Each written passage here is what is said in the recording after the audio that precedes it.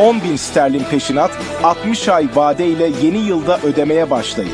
62.000 sterlinden başlayan fiyatlarla. Olea.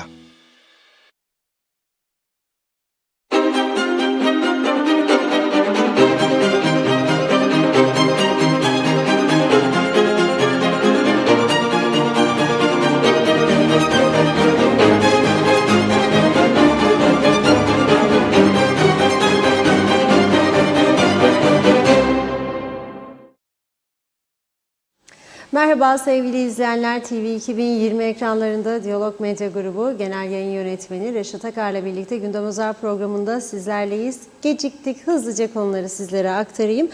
Evet, ilk olarak Kıbrıs Sağlık ve Toplum Bilimleri Üniversitesi'nde diploma skandalı olarak patlak veren olayda tutuklu 4 kişiden ikisi bugün yeniden mahkemeye çıkarıldı. Kayıt olduğu gün lisans diploması aldığı iddia edilen Çelebi Ilık, Lefkoşa'da mahkemeye çıkarıldı ve ağır teminat koşullarına bağlanarak serbest bırakıldı. Rektör yardımcısı Serdal Işıktaş ise Güzelyurt'ta mahkemeye çıkarıldı ve teminatla serbest bırakıldı. Bu arada üniversite kurucuları adına bugün yapılan açıklamada diploma krizi diye lanse edilen kriz aslında bir itibar hırsızlığı krizidir. Diploma meselesi işin küçük bir boyutudur denildi. Vatandaşlar üniversitelerle ilgili düşüncelerini Diyalog Medya aracılığıyla ortaya koydu. Neden bu tür yolsuzluklar oluyor ve bu durum üniversiteleri nasıl etkileyecek konuşacağız.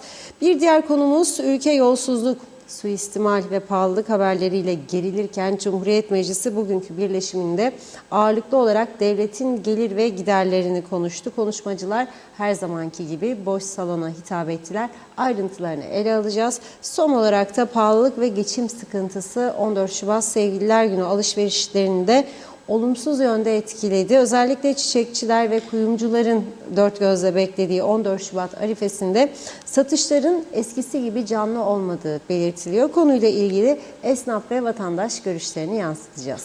Evet, buyurun Reşat Bey. Evet, herkese hayırlı günler dileyerek başlayalım. Maalesef son günlerde güzel şeyler konuşamıyoruz. Aslında genelde konuşamıyoruz ama son günlerin olayları bizleri çok üzüyor. Çünkü Kuzey Kıbrıs'ın ekonomik açıdan 2 tane önemli sektörü vardır. Eskiden 3'tü, şimdi 2 diyebiliriz ağırlık olarak. Çünkü 3. sektör neydi? Tarımdı. Narenciye ihracatıyla önemli gelir sağlardı Kuzey Kıbrıs ama son zamanlarda narenciye üretim ve ihracatı azaldığı için artık eskisi gibi ondan önemli olduğunu söyleyemeyiz narenciyenin. Ama esas bu ülkenin 2 önemli gelir kaynağı var. Birincisi turizmdir, lokomotif sektör. Bir diğeri ise üniversitelerdi. Tabii üniversiteler sayesinde bu ülkeye 110.000 civarında öğrenci geliyor. Bunlar okullara para veriyorlar, yurtlara para veriyorlar veya ev kiralıyorlar. Ekonomiye büyük katkıları var. Lokantalara, kafelere, eğlence yerlerine para harcıyorlar. Alışveriş yapıyorlar, marketler canlanıyor. Dolayısıyla küçümsenecek bir durum değil ama ne yazık ki sayıları arttıkça diğer başka sektörler için de geçerlidir bu. Bazen konuştuğumuzda bu kadar sayı çoktur dediğimizde bazıları kızıyor. Yok diyor, olsun diyor. Olmaz. Bu her şeyin bir kaldırabileceği bir yük vardır. Yani bir araba sana diyor ki bunun üzerine 10 tondan fazla yükleyemezsin. Sen 20 ton yüklersen araba çöker. Aynı durumdadır her şey. Böyle düşünmek lazım. 30 kusur üniversiteden bahsediyorlar bana şimdi, yani kaldırımı burası. Devamlı açılıyor, devamlı açılıyor. İhtiyaç vardır yoktur bakılmıyor ve sonuçta da bir takım şeyler oluyor işte.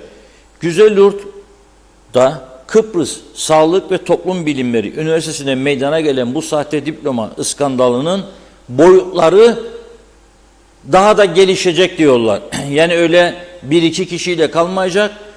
Araştırılıyor. Polis yoğun bir şekilde çalışıyor, Mali polis. Ama şimdi önemli olan fotoğrafta gördüğünüz Çelebi Ilık ve şimdi ekrana gelen Serdal Işıktaş. Çelebi Ilık kooperatif şirket, tüm kooperatiflerin bağlı olduğu kooperatif mukayyiliği görevini yapıyordu son. Ondan önce de bir süre Çalışma Bakanlığı Müsteşarlığı yapmıştı. Maliye Bakanlığı müdürlüğü de yapmıştı. Yani etrafta çalışkan bir insan olarak bilinirdi ama gel görün ki baremini yükseltebilmek için yaptığı iddia ediliyor bu durumu. Kayıt olduğu gün yüksek lisans diploması alıyor aynı gün. Nereden? Bu Kıbrıs Sağlık ve Toplum Bilimleri Üniversitesi'nden. Dolayısıyla bugün Çelebi Ilık, Lefkoşa'da üniversitenin rektör yardımcısı Serdal Işıktaş ise Güzelurt'ta mahkemeye çıkarıldı. Şimdi Çelebi Işık'la ilgili polisin aktardığı çok önemli bir bilgi var. Bakınız, bazen hani derler ya, ondan da alayım, ondan da alayım. Menfaat sağlıyorsunuz. Ne var? Şimdi ben diyorum ki ben sana 100 veriyorum. Bu 100'de idare et. Sen tabii ki diyorsun, sonra gidiyorsun 10 vereni de idare ediyorsun, 5 vereni de ediyor. Sonunda ne oluyor bu? 10 ve 5, yani 100'e doymadın, 10 ve 5'e de yöneldin, 100'e kaybediyorsun.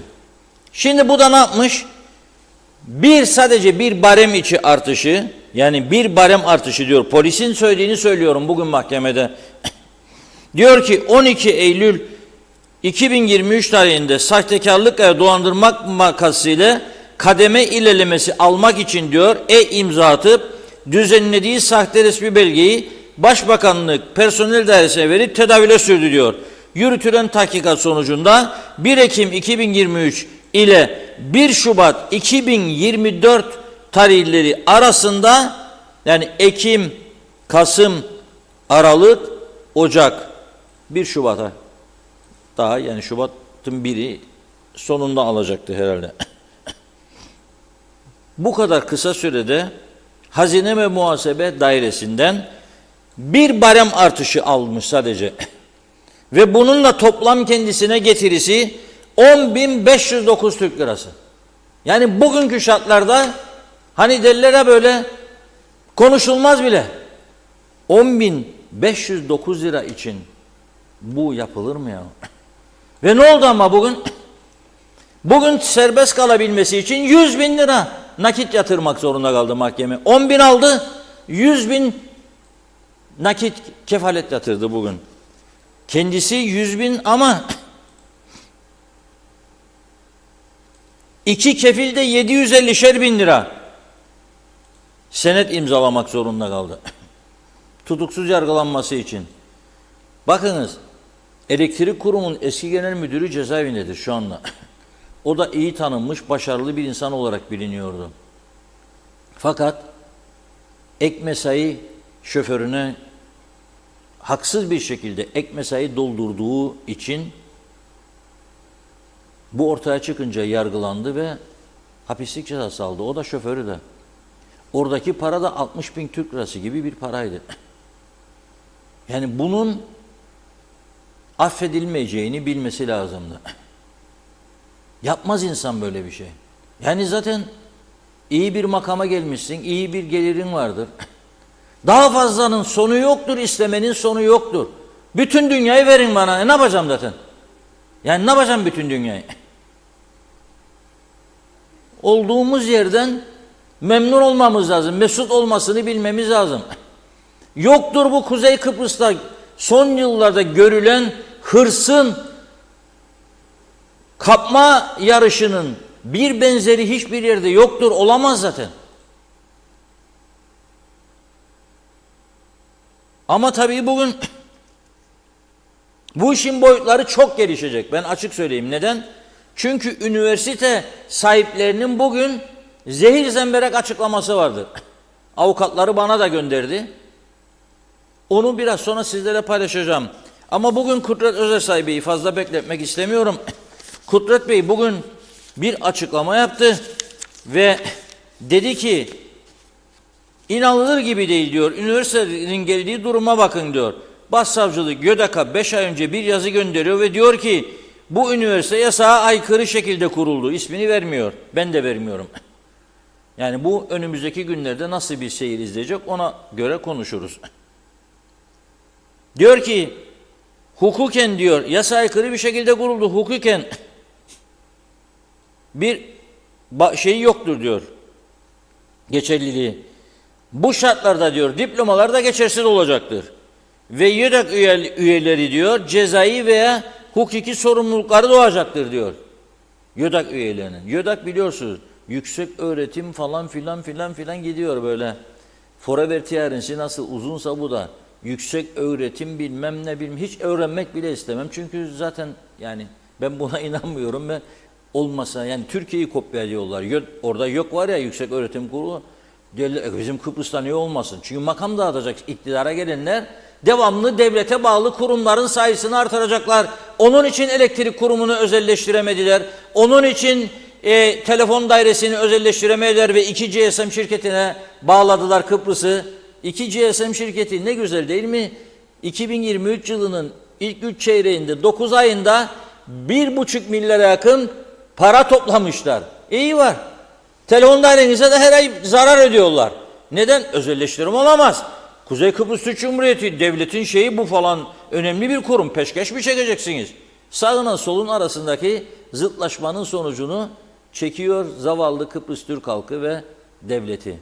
Evet, hazır mı Kudret Bey? Evet, telefon bağlantımız hazır. Kudret Bey hattımızda. Merhaba, hoş geldiniz yayınımıza. Funda Hanım merhaba, Reşat Bey iyi günler, herkese iyi günler dilerim. Selamlar hocam, nasılsınız? Teşekkür ederim, uğraşıyoruz. Şimdi bu güzel sağlık bilimleriyle siz de bir öğretim görevlisisiniz. Ve Evet. dün dikkatimi çekti, mecliste de bu konu konuşulurken Eğitim Bakanı demiş ki bu Doğu Akdeniz, siz de Doğu Akdeniz'de öğretim görevlisi Evet. olarak bulunuyorsunuz. Maaşları benim müsteşarımdan daha mı değerliler, yüksektir demiş ve bu da gündem oldu. Bazı hocalar yani profesörlüğü hakkıyla alan hocalar diyeyim buna çok bozuldular. Tabii bazıları da şimdi bana bozuluyor, hakkıyla almayan mı vardır? Evet, siz de bilirsiniz ki hakkıyla almayan çok vardır. Ben Rum tarafına zaman zaman eskiden daha çok sık giderdim. Çok ünlü ahbaplarım var, doktorlar, arkadaşlarım var. Çok ünlü ama. Yani Amerika'da çok iyi üniversiteleri birincilikle bitirmişler. Orada 10 yıl doktorluk, Brüksel'de 7 yıl. Profesör değiller, doktor Betros'tur adı sadece. Bizde profesör gidiyor böyle. Tabii siz de profesörsünüz, siz de eleştirme için söylemiyorum. Hakkıyla aldığınıza da inanırım. Çok geçmiş tecrübeleriniz vardır. Ama bir yerde de bu üniversitenin sayısının çoğalması, bu olaylar nasıl etkiliyor bu sektörü size göre? Vallahi Reşat Bey bir kez daha ortaya çıktı ki kaliteli bir üniversite eğitimi ve kaliteli üniversite önemlidir. Ve Doğu Akdeniz Üniversitesi'nin ve aynı zamanda Lefke Avrupa Üniversitesi'nin ve aynı zamanda da diğer nitelikli kaliteli eğitim veren üniversitelerin önemini, değerini bu olaylardan sonra daha iyi anlarız. Şimdi az önce söylediğiniz biriyim profesör, doğru, nasıl oluyor o? Bu ülkede bazı üniversiteler, mesela Doğu Akdeniz Üniversitesi böyledir, Lefke Avrupa Üniversitesi böyledir, bazı özel üniversiteler de böyledir. Bazı üniversitelerde bu birinci kategoridir.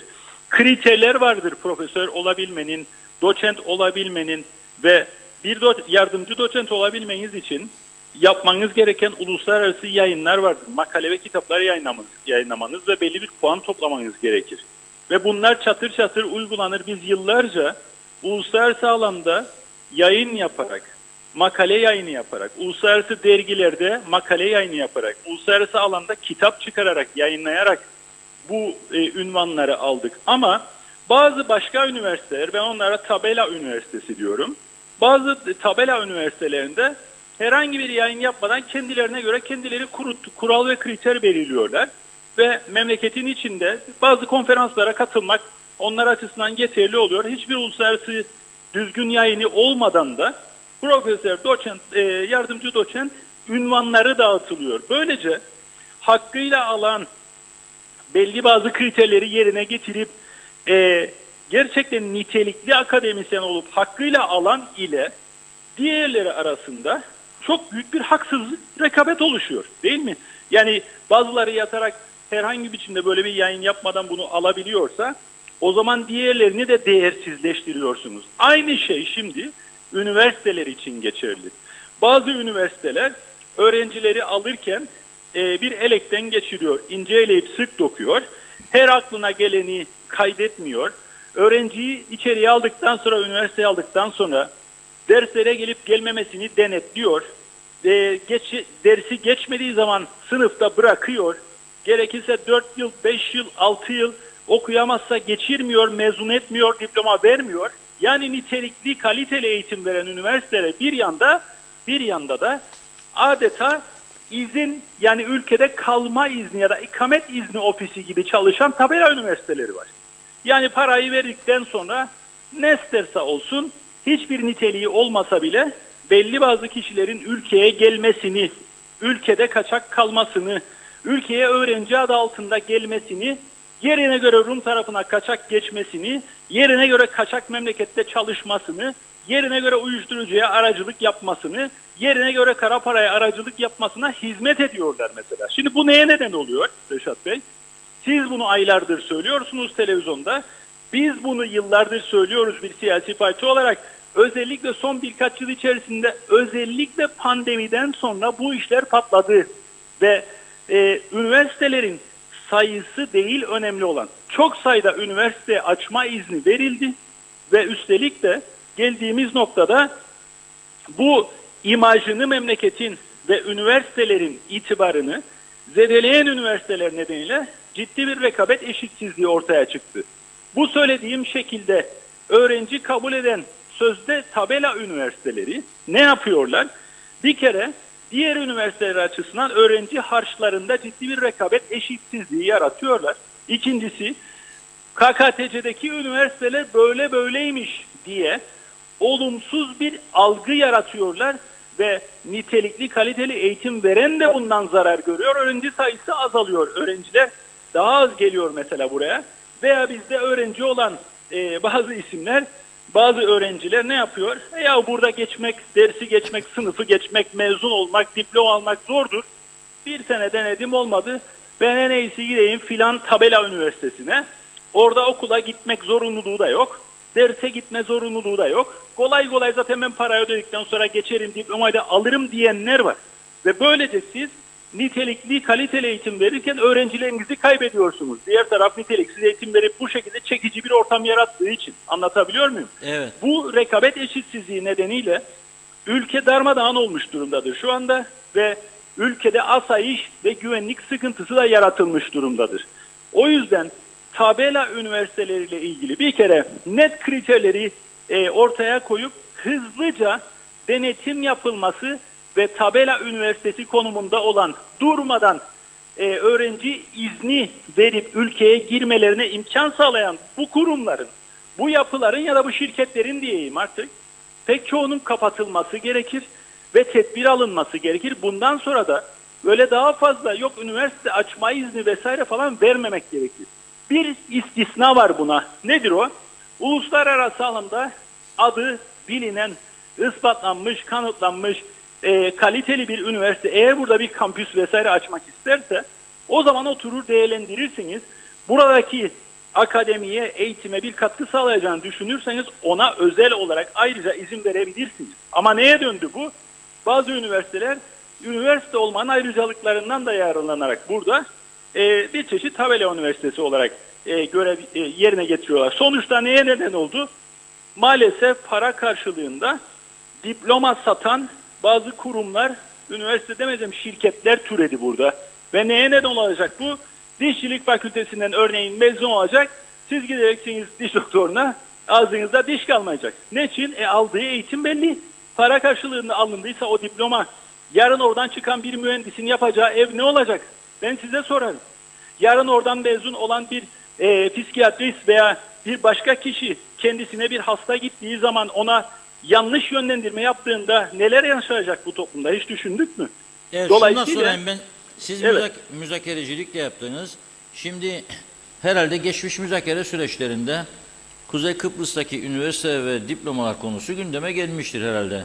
Şimdi Akan Kürşat Roma'dan Kıbrıs'ın güneyine iadesini ilk istememiştir ve mahkemeye çok önemli bir gerekçe sunmuştu. Neydi gerekçe? Rum kesimindeki cezaevinde bir Kıbrıslı Türk'ü öldürdüler ve bu kanıtlıydı ve o başsavcı, Rum başsavcısının ve Rum polis müdürünün açıklamasını İtalyan yargıcın önüne koyduğu zaman İtalyan yargıç baktı karşısında bir Güney Kıbrıs'ın başsavcısı var ve polis müdürü var. Diyor ki evet bu cezaevi güvenilir değildir diyorlar orada. Ve buna dayanarak yargıç Kıbrıs'a iadesini kabul etmiyor. Tamam diyor, ben seni iade etmeyeceğim, duruşmayı erteliyor. Şimdi yarın bir çözüm kapıda gibi görüyorum ben yani. Bugün gene Almanya Cumhurbaşkanı burada. Herhalde Bayram Bey'i seyran değil, eniştemeni niye geldiği ve Berlin duvarından falan bahseder. Bugün o da Hristodelidis'le. Şimdi yarın bu diplomaları kabul etmezse gururunun yanında yaşlanacak değil mi? Bu çocuklar ne olacak? Hakkıyla geçenler de aynı kategoriye girerse ne olacak bu ülkenin durumu? Reşat Bey, yaklaşık 10 sene, 15 sene önce müzakere masasındayken bu ülkede üniversite sayıları da daha sınırlıydı ve üniversiteler, mesela Doğu Akdeniz Üniversitesi pek çok fakültesi akreditasyon almış durumdadır. Yani verdikleri eğitimi dışarıdan gelen akreditasyon kurumları, Lefke Avrupa Üniversitesi'nde de bu vardır mesela. Verdikleri eğitimi akredite eder uluslararası kuruluşlar ve o dönemde biz tabii ki şunu söyledik, hayır sizdeki üniversitelerde olduğu gibi burada Kuzey Kıbrıs'taki üniversitelerin de diplomalarının geçerli kabul edilmesi gerekir ve bu mücadeleyi verdik. Ama şimdi bugün içinde bulunduğumuz ortama baktığımızda biz hangi yüzden bunu bir bütünen savunabileceğiz Allah aşkına? Yani bir eleğin, bir denetimin, bir kontrolün olması gerekecek, otomatik olarak bunu hepsini birden geçerli sayalım gibi bir durum ileri sürmek ve savunmak da zorlaşıyor bu şartlar altında. Yani evet, aslında devlete zarar verilmiş oluyor. Bütün mesele bu. Bugün bir başka durum daha ortaya çıktı biliyorsunuz ve mesela yani başsavcılık bir görüş verdi mesela. Bir başka üniversiteyle ilgili olarak bir görüş verdi ve YÖDAK'a dedi ki, aynı zamanda Başbakanlığa da dağıtımını yaptılar bu yayınladığım evrağın. Ben üniversite adı vermedim orada çünkü kimseye de zarar vermek istemem. Ama şöyle bir durum var ortada. 5 ay önce başsavcılık bir görüş vermiş ve demiş ki üniversitenin durumu hukuki zeminden yoksun, hukuken yok durumundadır ve öğrenci diplomaları da yarın geçersiz olacak. Sizin de YÖDAK olarak hukuki ve cezai sorumluluğunuz gündeme gelecek. Onun için gerekli adımları bir an önce atın. Nedir bu? Yasal bir zemine oturtmanız lazım sizin. Bu üniversiteyi, eğer bu üniversite hizmet vermeye devam edecekse, derseniz ki nitelikli eğitim verin, o zaman ya meclisten bir karar geçireceksiniz, yasal düzenleme yapacaksınız ve hukuki bir zemine oturtacaksınız. Ya da eğer nitelik açısından sorunlu görüyorsanız ve devam etmesini istiyorsanız kapatacaksınız. Hiçbir şey yapmayıp 5 ay, bakın, başsavcılık yazı gönderiyor YÖDAK'a, Başbakanlığa dağıtımını yapıyor. Bu, eğer bir hukuk devletiyseniz siz, 5 ay boyunca hiçbir şey yapılmamış. Yani bu konuda bir adım atılmamış, oturdular bekliyorlar. Neyi bekliyorsunuz? Yeni bir skandalla karşıya kalmamızı mı bekliyorsunuz? Yani bu olacak şey değildir. Dolayısıyla tekrar altını çizerek vurgulamak istiyorum. Bize göre bir an önce bu iş efendim YÖDAK bunu yapsın demekle de olmuyor. YÖDAK kendisi kilitlenmiş durumda şu anda. Yani sadece YÖDAK Başkanı'nın diplomasının tartışmalı olması ve henüz daha netleşmemiş olması, mahkemede olması meselesi değil. YÖDAK'ın kendi içinde oturup birlikte hareket edip karar alabilecek bir yapı oluşturulamamış şu anda. Yani toplantı yapılıyor, bazı üyeler orada yok mesela. Nasıl? YÖDAK çalışabilir noktada değil. Yeterli personel de yok.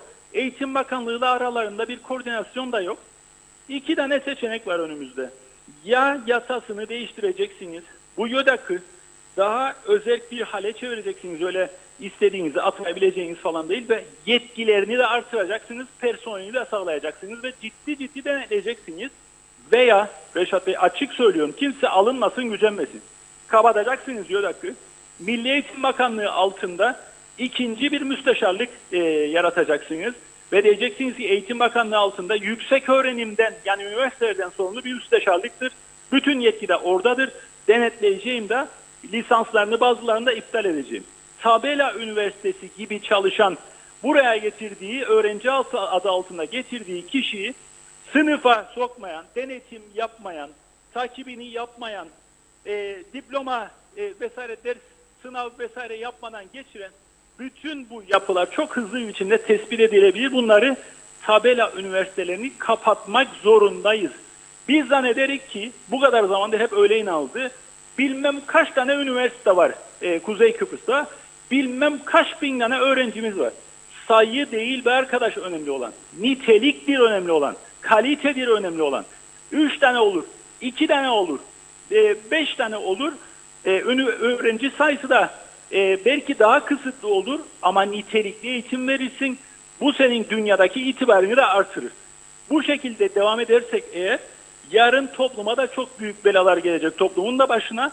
Çünkü buralardan mezun olan insanlar başkalarını yurt dışında eğitim görüp gelmiş veya iyi üniversitelerden mezun olmuş, buradaki iyi üniversitelerden, kaliteli üniversitelerden mezun olmuş kişilere aynı zamanda bir rakip konumunda. Sende de diploma var, bende de diploma var gibi bir durum yaratıyorlar. Olabilecek bir şey mi bu Allah aşkına? Evet, buna doğru. müsaade etmemek lazım. Artık ciddi bir duruşa ihtiyaç var bu konuda ama maalesef siyasi yaklaşımları rant üzerine dayalı olanlar, yani mesela bir üniversite açma izni vereyim birisine, o izine gitsin başkasına satsın, satarken de bir yığın para alsın, yani rant paylaşımı üzerine kurulu bir siyaset anlayışıyla bu yapıyı düzeltemezler. O yüzden biz Halkın Partisi olarak bu konuda uzunca bir süredir aynen siz bir medya mensubu olarak her gün gündeme getirdiğimiz gibi bu konuyu gündeme getirdik. 6 ay önce gündeme getirdiğimizde ne geldi başımıza bilir misiniz? Efendim bize gücenenler, alılanlar, darılanlar, küsenler, işte Olacak o artık. Bu siyasetçinin de gazetecinin de görevidir. Yani birini konuştuğum zaman diyecek, benim falan filan diyecekler. Uğraşacaklar da sizinle. Çok teşekkür ediyoruz hocam, sağ olun. Zaten telefonumuz da kesildi galiba. Büyük bir ihtimalle pili bitmiştir. Şimdi çok sayıda mesaj vardı. Mesaj yazanlara haksızlık olmasın diye geçiyorum. Ancak bakın burada üniversitenin bütününü suçlayan bir tavrımız yoktur ha. Yöneticilerin tavrıdır söz konusu. 3 tane son aylarda 3 tane iskandal vardır üniversiteyle ilgili. Bu bir değildir. 4. de geliyor. Burada konuştuğumuzda Gazi Mausa'daki üniversiteyi kaç ay geçti üzerinden? Ne oldu? Biraz sonra konuşacağız ama aynı zamanda bugün bu üniversitenin Kıbrıs Sağlık ve Toplum Bilimleri Üniversitesi'nin kurucuları tarafından yapılan zehir zemberek bir açıklama var. Onlar bizim söylediğimizin de ilerisinde. Bu diyor devede kulaktır diyor bu sahte diploma. Büyük vurgunlar var diyor üniversitemizin içinde diyor. Onu biraz sonra konuşacağız. Çok önemli. Evet, buyurun Funda Hanım. Teşekkür ederim. Hızlıca başlayalım o zaman mesajlarımıza. Evet, Osman Rakıbet, Mehmet Uluçaylı, Mehmet İnancı iyi yayınlar diledi. Metin Maraşali de hoş vakitler, kolay gelsin diyor. Mehmet Ali Özdemir de, Güliz Önursal da hayırlı akşamlar. Hüseyin Boşnak da Londra'dan bizi izliyor. Şerife Turgay Derya da iyi yayınlar demiş. Ali Çeliker, Mustafa Özcan da aynı şekilde. Aygun Nuri, ülkede düzgün giden ne var? Diplomalarda da düzgün gidecek. Bu memleket raydan çıkarıldı yazmış. Çağatay Doluner, Forever TRNC'de 110 bin yabancı öğrenci varmış. Merak ediyorum kaç tanesi gerçek öğrencidir? Fikret Gönlübol iyi yayınlar diledi. Mesut Kazık, Lefkoşa Surlariçi Haydarpaşa Mahallesi muhtarı. O da iyi yayınlar diliyor. Arif Koruoğlu, iş bilmeyen adamlar devletin başına geçerse bu halkın başına daha çok şey gelecek. Halkta aldı başına alsın, dürüst insanlara oy verip iş başına onları getirsin. Celal Harun, sahte diploma olayı eskiden beri makam sahibi genel müdür olmak için ülkemizde veriliyordu. Şimdi patlak vermesi, bir şeylerin hesaplaşması sonucu ortaya çıktığı aşikar. Lakin bunları adil olarak kim denetleyecek?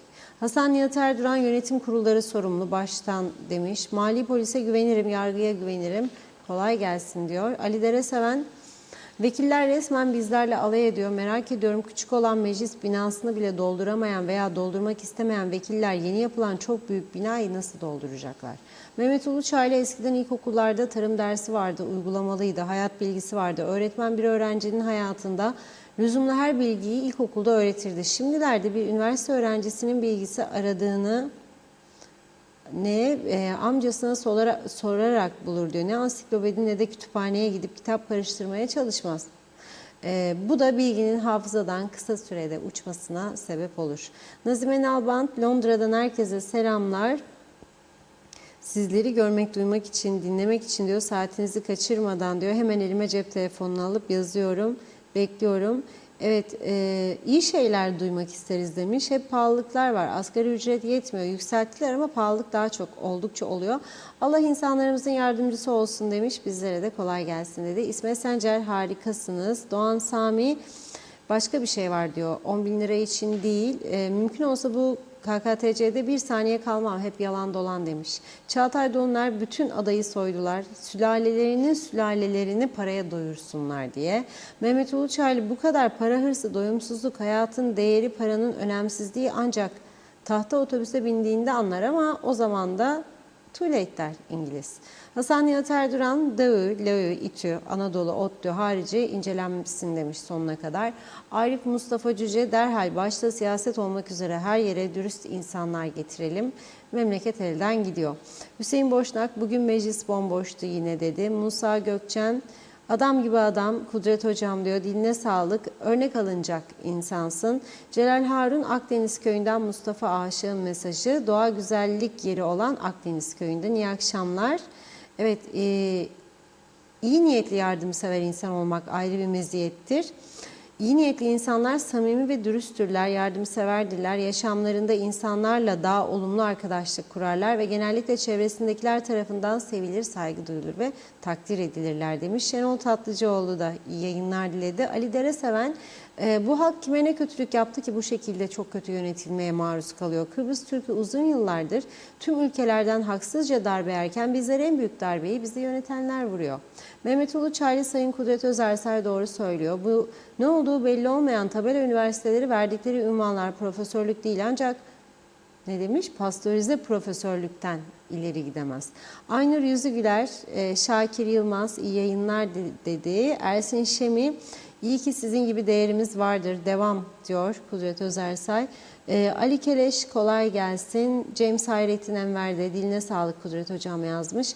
Hasan Nihat Erduran, eskiden ben doktor, öğretmen dendiğinde ayak üstündeysem ayağımı indirirdim. Şimdi değmez artık der geçerim maalesef demiş. Çok üzücü. Ege Çakmak, ağzına yüreğine sağlık hocam dedi o da. Ceyar Tabak Eliye, çözüm yakın inşallah. Lütfü Toruntay, evet diyor ki üniversiteden bahsettiniz ve geçen gün bir yerde bulundum. Konuşurlarken oradaki şahıs Davide bir müdürün 250 bin lira ayda alırdı ve bu artıştan sonra 375 bin lira oldu diye duymuş. Hangi ülkede var diyor bu kadar aylık alan diye. Hayıflandık. Üstelik dışarıda da ders veriyorlar. Ekstra gelir de var. Ne vergi ne bir şey demiş. Herkes biliyor diyor samimi arkadaşı da kimin ne kazandığını. Teşekkürler. Hüseyin Boşnak, profesörlük, doktora ünvanlığı bu kadar kolay mı da maşallah herkes alıyor. Turgay Gezen, Güzyurt'ta faaliyet gösteren söz konusu üniversite diş hekimliği fakültesi ve hastanesiyle yüksek standartlarda hizmet vermekte. Bu konuda üniversitenin herhangi bir nitelik sorunu yok. Söz konusu üniversite içinde çürük elmalar olabilir. Önemli olan bunların ayıklanması ve üniversitenin daha da büyüyerek faaliyetlerine devam etmesi. Çünkü bu üniversite bölgemiz için hayati derecede önemli bir üniversitedir. Mehmet İnancı, Reşat Bey siz de olmasanız halk bu ülke gerçeklerini kimden öğrenecek diyor. Memleketin çivisi çıktı demiş. Fevzi Mehmetçioğlu iyi yayınlar diledi. Musa Gökçen, iki kelimeyi bir araya getiremeyen adam, bakan, profesör ünvanı gel de delirme. Çağatay Doner, Dingo'nun ahırı ki diyor girenin çıkanın haddi hesabı yok demiş. Forever TRNC'den daha denetimlidir. Ferda Küçülmez de memleketi yedi bunlar. Ağzına sağlık hocam dedi. Bir iki mesaj daha okuyup ara verelim. Salih Mullalı, artık dürüst olmak galiba ayıp olacak demiş. Fatma Palabıyık iyi yayınlar diliyor. Mehmet Şenler de kolay gelsin dedi. Emir Çayan da, Rüstem Nizam da emeğinize sağlık demiş. Ali Cevat da tüm diyalog personeline hayırlı yayınlar. Zeliha Adaman da iyi yayınlar diledi. Serdar Cesurer de, Nazlı Kamer hala Akyollar'da. Musa Gökçen, evet, Anlayamadım onu. Halil Anıldı'yı okuyalım. Memleket ne hale gelmiş? Sahte reçete, sahte çalışma izni, sahte ikamet ve oturma izni, sahte ek mesai düzenlemesi, sahte evrak, sahte diploma diyor Halil Bey. Daha çok var. Yine devam edeceğiz mesajlarımıza. Buyurun Reşat Bey.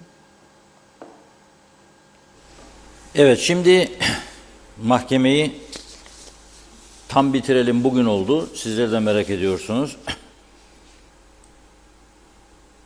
Lefkoşa Kaza Mahkemesi'nde polis diyor ki yargıca, zanlının Çelebi Ilık'la ilgili sahte belge düzenlenme, sahte belgeyi tedavüle sürme ve suç geliri elde etme suçlarından teminata bağlanmasını talep ediyoruz dedi. Avukatı ise zanlının dedi ki söz konusu üniversitede sistem çöktüğü için lisans kaydı, notları ve diploma hazırlanışı aynı gün bilgisayara girdi dedi. Polis ise bunu cevapladı. Tüm sistemi inceledik, silinen verileri geri getirdik.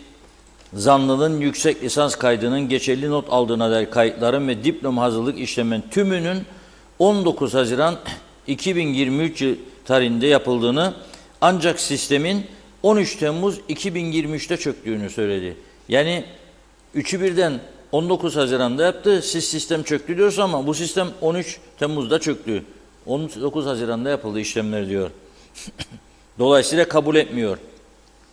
Öteki rektör yardımcısı Serdal Işıktaş'la ilgili olarak ise şöyle diyor: Çelebi Ilık'a verilen sahte lisans ve yüksek lisans diplomanda imzası var.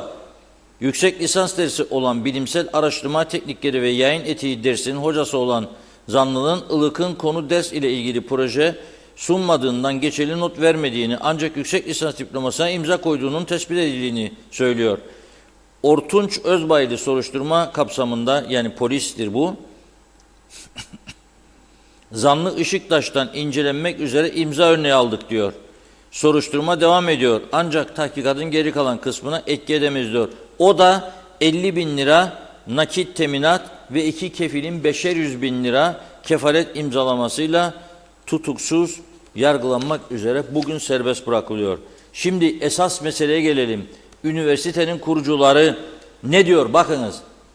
Büyük meblağlarda paralar zimmete geçirildi diyor. Tekrar söylüyorum. Büyük meblağlarda paralar zimmete geçirildi diyor üniversitede. Şişirilmiş sahte faturalar ve komisyon ödemeleriyle üniversiteye ait olan gelir hortumlandı diyor. Sahte evraklar düzenlendi diyor. Bunu üniversite bugün resmi başlıklı bir belgeyle açıklıyor kurucular adına. Avukatları tarafından bana da iletildi bu. Üniversitemizin diyor kurucuları, üniversitenin kurumsal kimliğinin ve yetkilerinin çalınıp gasp edilmesini kabul etmemekte ve hazmedememektedirler diyor. Şu an davası görülen sahte diploma meselesi, bazı üst düzey yöneticilerin görev ve yetkilerini kötüye kullanarak yaptıkları bir işti diyor. Bunlar diyor ciddi yolsuzlukların yanında dikkat çekemeyecek kadar küçük boyutlardadır diyor bu sahte diploma meselesi. Yani olayın boyutları çok büyük. Bakalım kaç milyonlar dönüyor bu işin içinde. Çok büyük bir olay.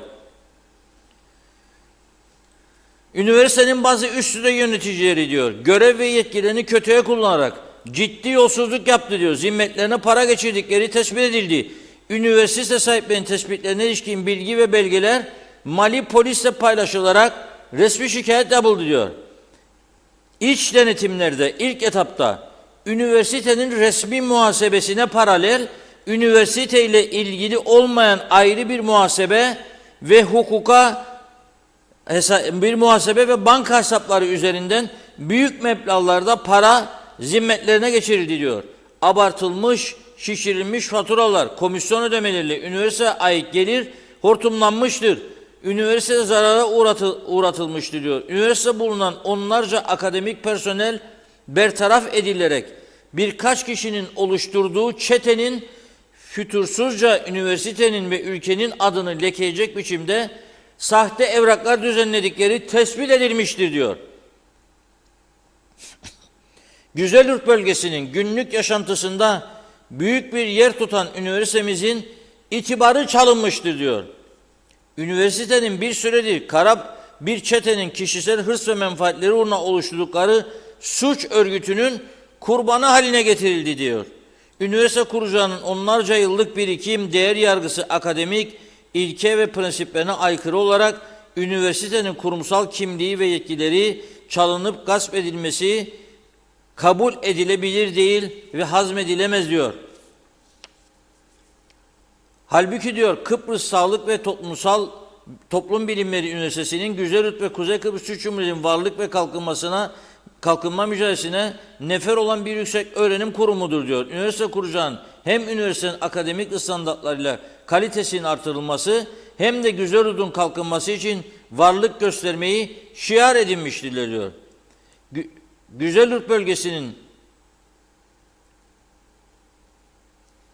günlük yaşantısında önemli bir yer tutan üniversitemizin itibarı çalınmıştır. Bu kabul edilmeyecektir. Üniversitemizin kurucuları tüm usulsüzlüklerin, tüm yolsuzlukların ve tüm suçların aydınlatılması, kim olduğuna bakılmaksızın tüm suçluların tespit edilip cezalandırılması ve üniversitemizin çalınan itibarının geri kazanılması için Mali polisle işbirliğine devam edecek ve her fırsatta mevzuatın el verdiği ölçüde yaşanan tüm gelişmeler kamuoyu ile paylaşılacaktır. Yani öyle görülüyor ki bu üniversitenin içerisinde çok büyük vurgunlar, çok büyük, düşünün siz ayrı bir muhasebe birimi ve banka hesapları oluşturmuşlar. Cesarete bakar mısınız?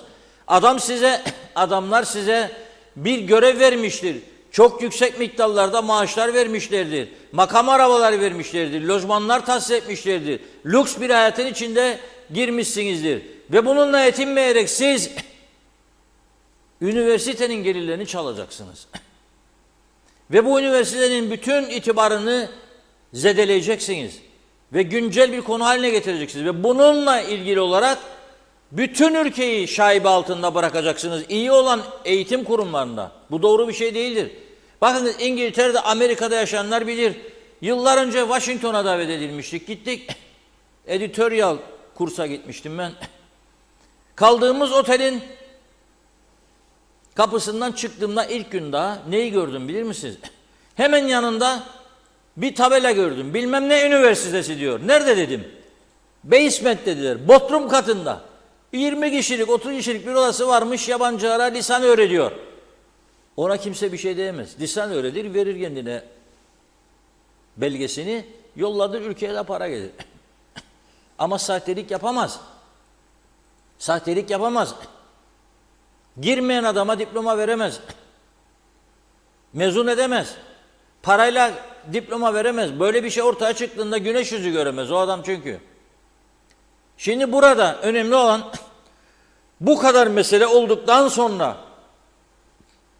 o YÖDAK denilen kuruluş yüksek öğrenim bilmem ne akreditasyon falan filan festikan hiç ilgilenmem dediğim gibi. Hiç adı beni ilgilendirmez. Birçok şey burada makam yaratmak amacıyla kurulmuştur.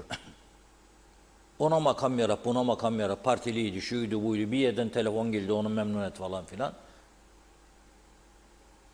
Dün oturmuşlar da karar almışlar, da bakanlığa da bildirmişler da bundan böyle diploma alanların isim listesi YÖDAK'tan geçsin de YÖDAK da görsün de onaylasın. Da hem de Eğitim Bakanlığı'na hem de Cumhurbaşkanı hem de Başbakanlığı'na da bildirilsin isim listesi. Ne ilgisi var bunun? Cumhurbaşkanlığının, Başbakanın isim listesine ne ilgisi var? Saadete gelin. Siz bunca zaman kaç üniversiteyi denetlediniz ve ne sonuçlar elde ettiniz? Mali işler bizi ilgilendirmez deyip çıkamazsınız işin içinden. Kaç öğrenciniz vardır? Kaç para gelir aldınız bunlardan? Bu gelir nerededir? Bu üniversiteler evet bir eğitim kurumudur ama neticede ticaret taban bir kurumdur. Aynı zamanda gelir elde ediyor. Ne kadar vergi veriyordur? Ne kadar vergi vermiştir devletinize? Hiç bakmadınız bile bugüne kadar hiçbiriniz. Ne siz ne Eğitim Bakanlığı. Eğitim Bakanı da bakın Gazi Mauso'da bir yolsuzluk olayı oldu. Gene bir üniversite. Ne oldu üniversite? Orada da üst düzey görevliler. Rektörü ya, bizzat üniversitenin rektörü sonunda kendisi dedi. Çaldığımız para dedi, siz az buldunuz dedi. 4 milyon ben söyleyeyim 12'dir dedi. Mahkemede söyledi bunu, adam itiraf etti sonunda, artık baktı kurtulacak gibi değildir. Öğrenci işleri sorumlusu aynı şekilde. Peki bunlar buradan okundu sizlere, gazeteler yazdı, bunları manşetlerde verdi. Ne yaptınız bugüne kadar? Ey Yüce Meclis, sana soruyorum. Bugün siz toplandınız gene boş salonlara, aldıydın da alma. Ama üniversite değil ha konu. Vergi meselesi, devlet topladığı paraları nereye harcar? Tamam mıdır değil midir? O söyler. Eğitim Bakanı, Maliye Bakanı çıkar der. Sizin zamanınızda, siz de CTP geldiğiniz iktidara da siz ne aldınız? Sizin yapmadığınız 12 sene bilmem neyi söylüyorum falan diyor. Meclis bugün. Salon bomboş gene. Konuşuyor bir milletvekili CTP'nin. Salonda 4 kişiye var ya yok. Bakın salonun içine. Sonra Maliye Bakanı çıkıyor. Maliye Bakanı düşünün siz, başını kaşıyacak adam olmaması lazım. Yani bir Maliye Bakanı'nın başını kaşıyacak vaktinin olmaması lazım.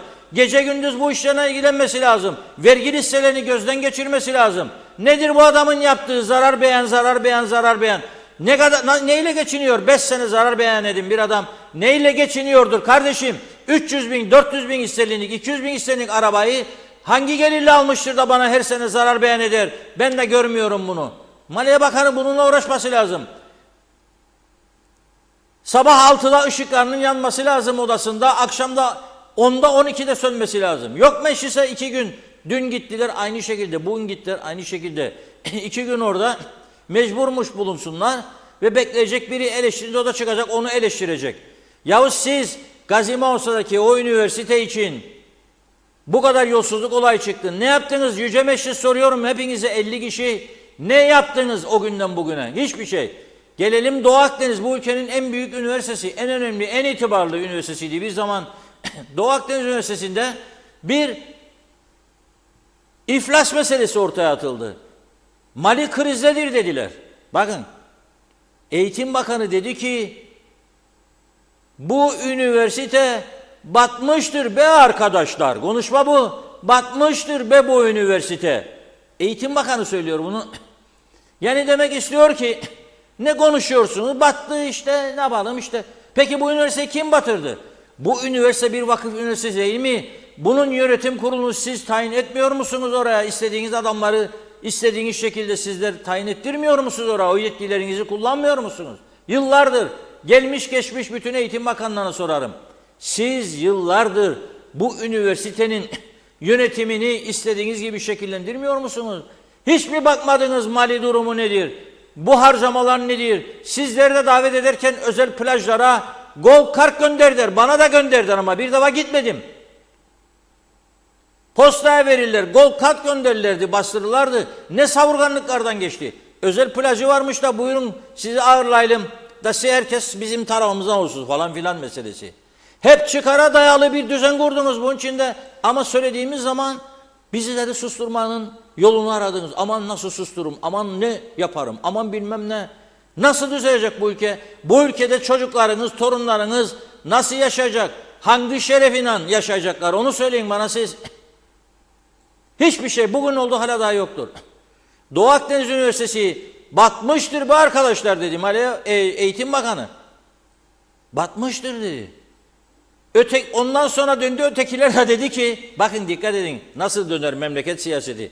Ötekiler dedi ki, Doğu Akdeniz'i dedi batırdınız, birilerine peşkeş çekeceksiniz belli oluyor. Yani mesele birinin korunması, batırması, birinin de peşkeş çektirmeme meselesi mi?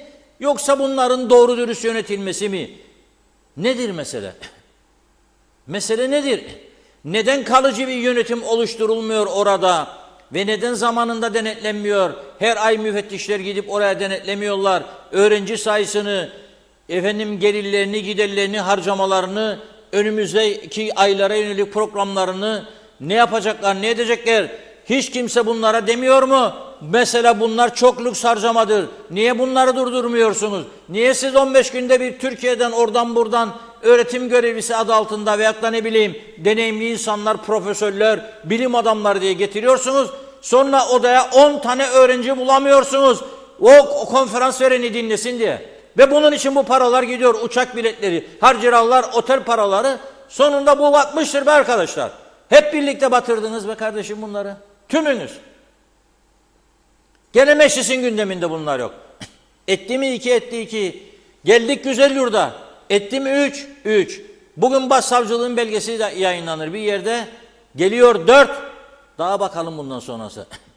Bugün Güzelyurt'tan birçok haber geldi bana. Ama bizim gazetecilik anlayışımızda kesin teyit edilmeden hiçbir haber verilmez. Kesin teyit edeceğim ondan sonra. Arkadaşlarımıza da bu talimatımızdır. Kesin teyit edeceğim. Polis diyecek ki evet böyle bir yolsuzluk vardır, böyle bir suistimal vardır, çıkardık ortaya diyecek.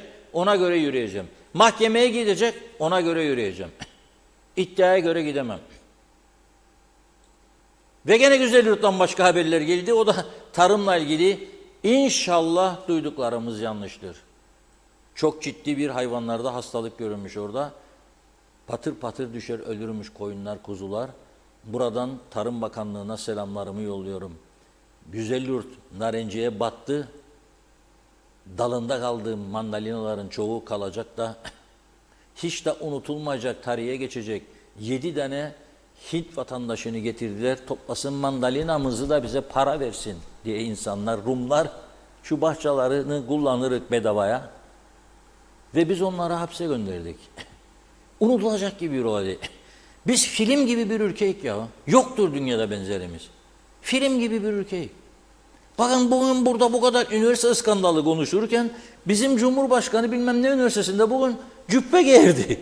Bırak onu da gel buraya bakın bakalım. Bu bizim üniversitemize bakın. Ne durumdadır? Ne durumdadır? Nasıl eğitim veriyorlar? Alın müfettişleri gidin basınız ya. Açın bir sınıfı ders verirken hoca.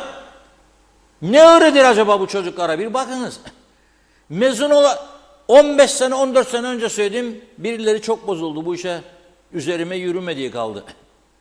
Ben nakla sorarmışım böyle bir soru bir gazeteci olarak. Sordum dedim ki bu üniversiteden artık mezun olma aşamasına gelmiş. Son senesindeki öğrencileri acaba dedim dıştan o üniversitenin öğretim görevlileri değil dıştan oluşturulacak bir teftiş kurulunun bir küçük sınavdan geçirmesi yararlı olmaz mı? Bak o sınavdan geçeceği duyulduğu zaman o dersin öğretmenleri nasıl bir daha çok sarılacak işin üstüne ve mecbur olacaklar daha ciddi eğitim versinler. Diyecekler ki geliyorlar denetlesinler bizi. Ben eğer sana sorulduğunda bu da bilmezsin sen bunun cevabını. Ben seni nasıl mezun edeceğim demesi lazım. Bunlar da yapılmadı. Ama en büyük iskandal defalarca durduğum üzerinde bugün bir daha durmak istiyorum.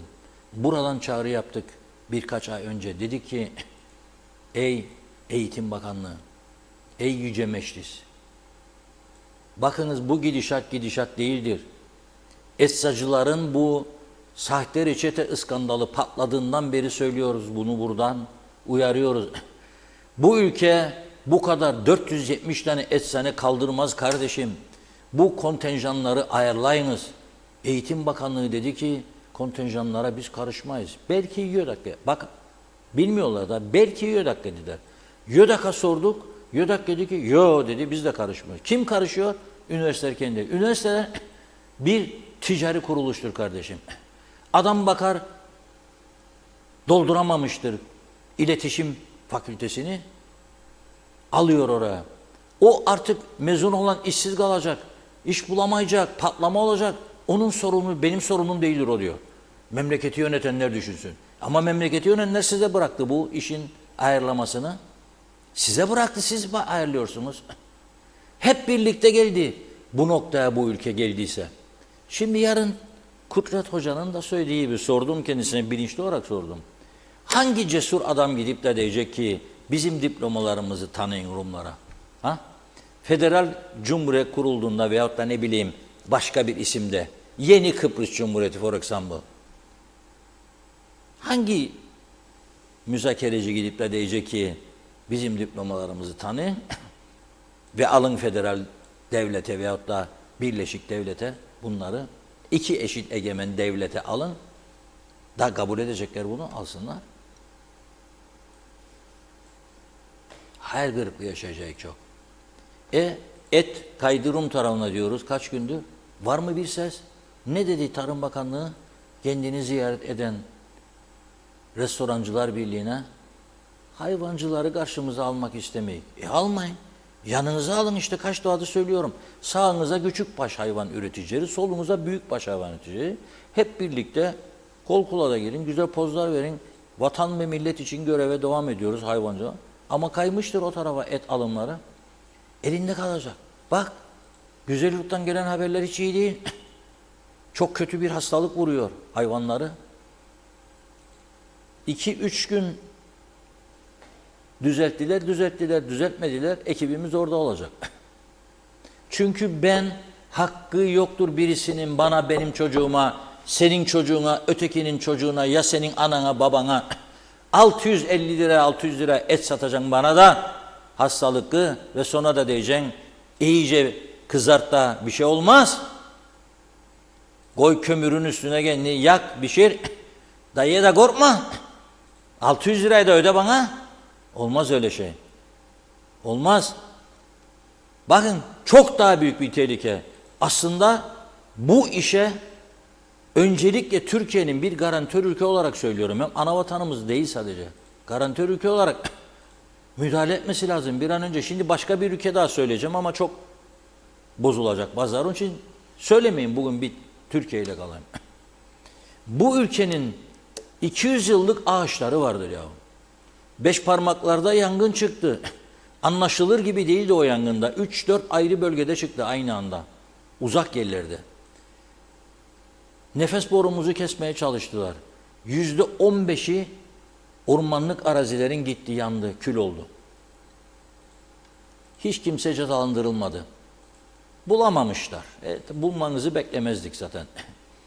Şimdi ama orman yangını olmadan o çamkese böceği dedikleri böcekler ormanlarımızı yok ediyor. Ve 3 senedir biz ne laf duyuyoruz biliyor musunuz? 3 senedir. Vallahi Tarım Bakanları ilaçlamaya harcayacak paramız yok.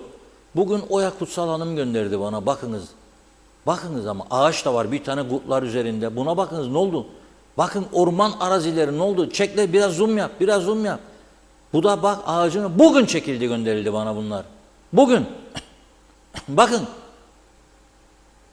Bakın. Karmi bölgesi. Ağırlıklı olarak İngilizlerin yaşadığı, yabancıların yaşadığı ülkemizin en güzel yerlerinden birisi. Muhteşem bir güzellik. Ama ormanıyla, yeşillikleriyle güzelleşir bir yer. Bakın, ağaçlar çatır çatır kurur, kimsenin umurunda değil. Da mecliste haftada 2 gün toplanırlarmış da dediydin demediydin, yap dedin yapma. Çıkacaksın kürsüye ve diyeceksin ki size 1 hafta süre veriyorum. Ya ilaçlanacak ya da bu meclisi kilitlerim size. Ne be bu? Bir memleketi mahvetme görevi mi verildi sizlere kardeşim? Tarım Bakanı, maliyenin parası yokmuş. Ya nasıl buldunuz derdiniz %50,5 artışı? Nasıl buldunuz derdiniz 13'leri? Nasıl bulup veriyorsunuz oraya buraya? Da ilaçlamaya mı para yok? Kaç paradır? Ya bağış toplayın o zaman. Çekinmeyin. Bağış toplayın. Bütün vatandaşlar olarak biz verelim parasını hadi. Onu da yapmıyorsunuz ama. Yokmuş birisi de işte zamanı geçtiği de bu defa yapacak. Aha geldi bu defası, bakan değişti. Ne be, sizi mi çekecek ya bu ülke? Nasıl iş bu iş ya? Nasıl zamanı geçti?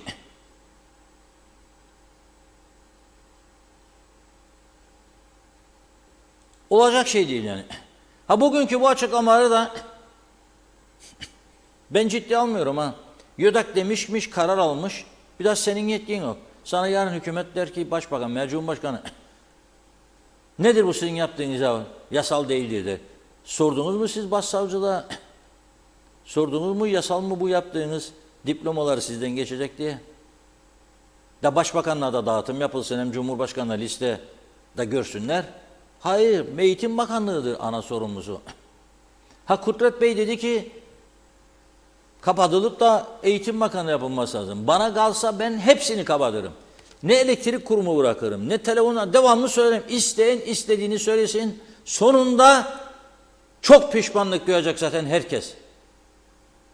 Ayrıldıktan sonra konuşur bazı sendika başkanları. Bakın şunu da istediydik aldık, bunu da istedik aldık. Kurum bundan çok zarar gördü.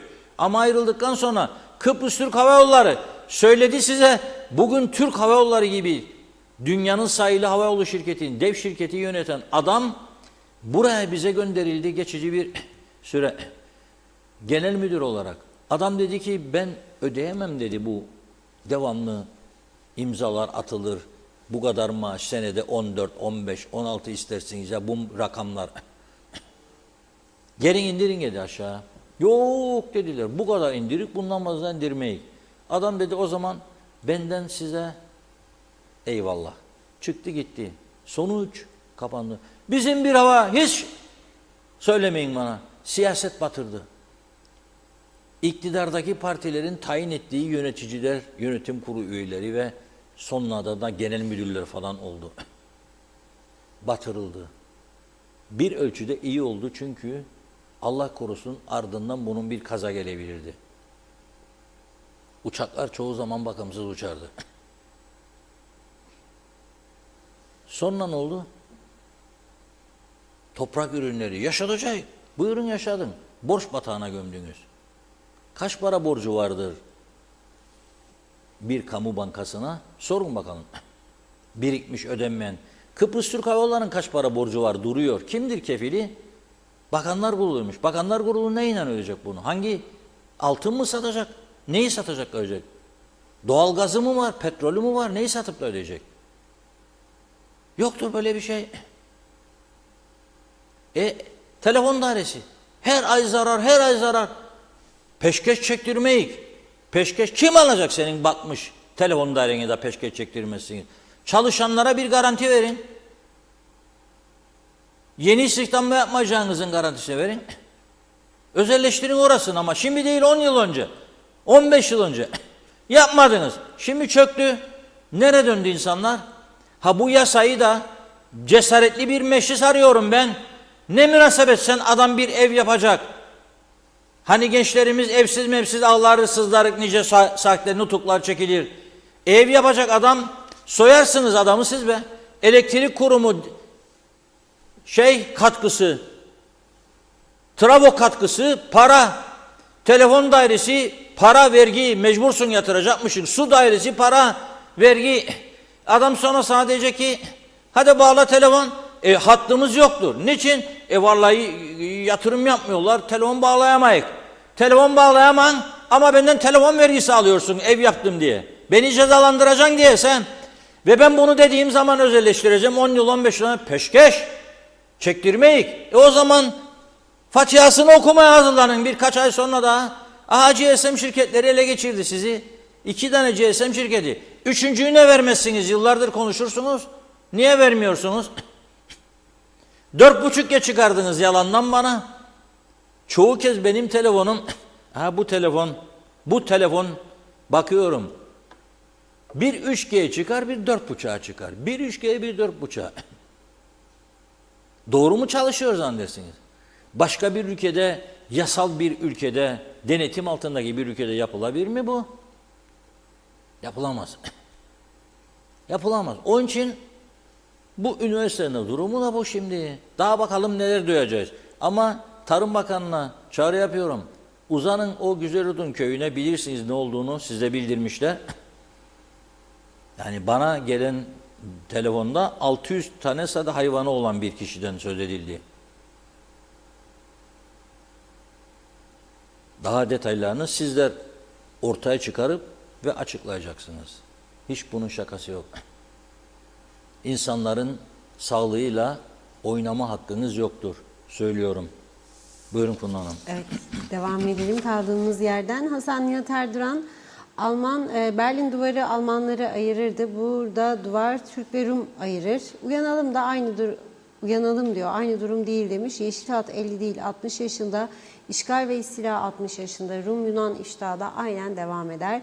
Hasan Hulisioğlu, Kudret Hocam'ın ağzına sağlık. Yalnız atanmış bakanlar, atanmış cumhurbaşkanı olursa daha fazlasını bekleyemeyiz. Dünyaya rezil kepaze olduk ama kimsenin umurunda değil. Mehmet Ali Salih, bu üniversiteler memlekete pislik taşıyor diyor. Hepsi kapanmalı demiş. Sayar Eker, vallahi battık. Yok ticaret var, siyaset, diyetli günlere devam. Mustafa Özcan, Salih Beyaz Otolastik Servisi personeli iyi yayınlar diler. Lütfen trafik kurallarına uyalım diye de eklemiş. Osman Cephoğlu, lütfen doğru giden bir şey söyleyin, biz de sevinelim. Yok maalesef. Celal Harun, ülke soygun yeri. Ye bitiremediler. Koltuk kapan 7 sülalesini ihya ediyor halkın malıyla, parasıyla. Orhan Bebek iyi yayınlar diledi. Sayar Eker, onu okuduk. Kenan Aksoy, kaçak olarak yaşayan insanları yakalamak o kadar zor mu? Allah bizleri korusun demiş. Her taşın altında ya uyuşturucu satan ya kaçak çıkıyor. Ne günlere kaldık. İnce Soyer, deveye sormuşlar neren doğru diye. Bizim memlekette de işler bu minvalde gidiyor. Ben siyasetçilere hiç güvenmiyorum. Vatandaş için çalışmıyorlar. Sadece kendilerini düşünüyorlar ama bu saltanatın elbet bir gün sonu gelecek. Yıllarca bu halka en büyük zararı bu insanlar verdi. Sahtekarlıkla bugüne geldiler maalesef. Hala yüzsüzlüğe devam ediyorlar diyor. Ali Sevil Güvercin, Galip Sekban iyi yayınlar diledi. Hasan Nihat Erduran, yönetim kurulu mütevellit bilgisi olmadan üniversitelerde kuş uçmaz, inandırıcı bir açıklama değil demiş. İfadeleri alınıp itham edilmeleri gerekir. Bu iş temizlenmezse tümünü çökertecekler. Kemal Osman Ceyhanlı, nereden tutarsan tut elinde kalıyor. Her yerde yolsuzluk, kaos. Nereye gidiyor bu güzel memleket? Birileri bu işleri durdurmalı. Gidişat hiç iyi değil. Ümit Ünsal, üniversitenin yönetiminin başındakiler ne iş yapıyorlarmış dedi o da.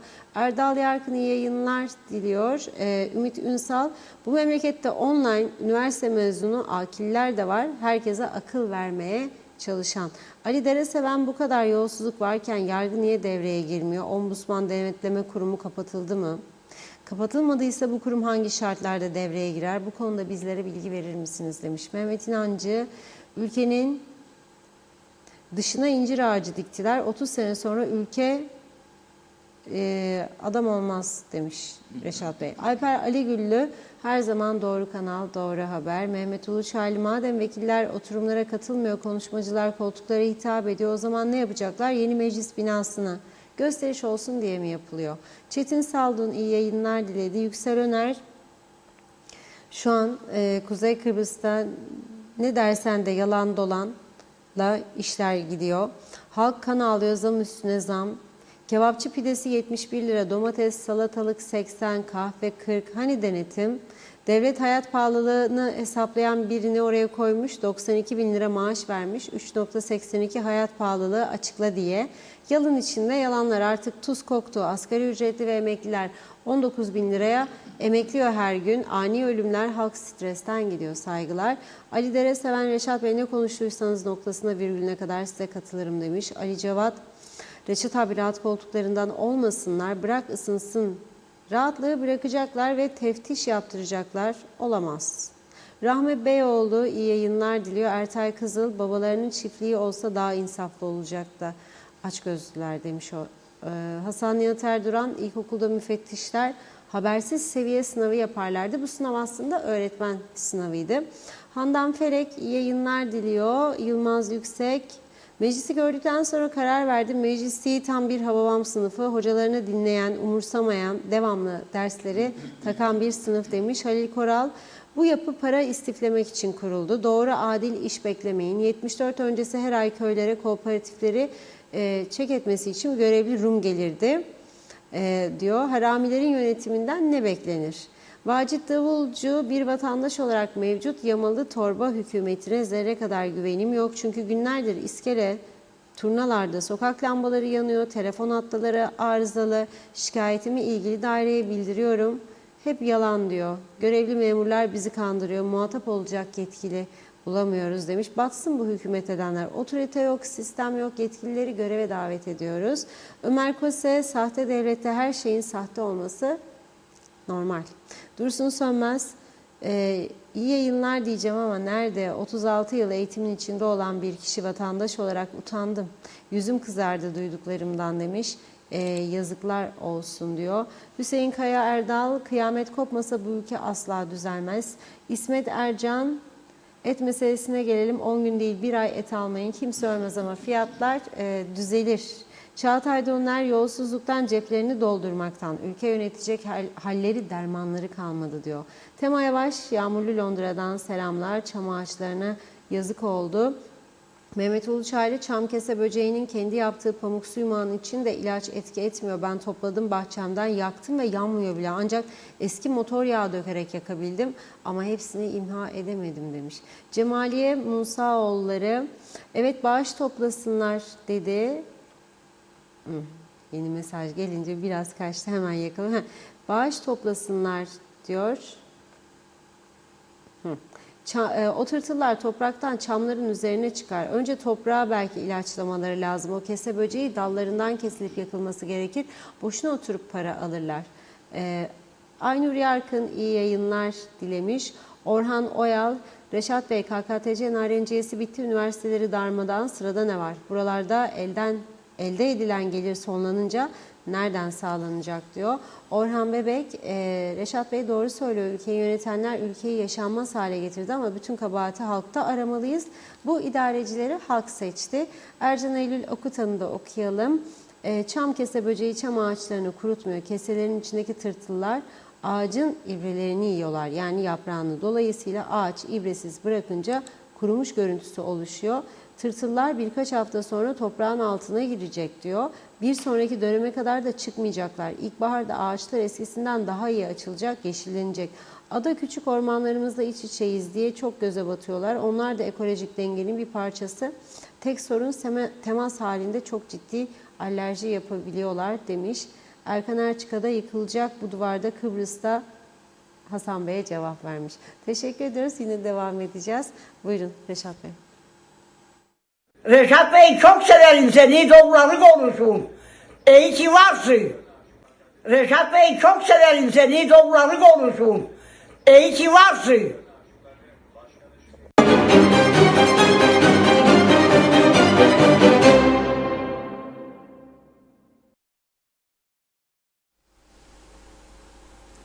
Evet, çok teşekkür ediyoruz. Biz de sizleri seviyoruz. Çok sağ olun, var olun.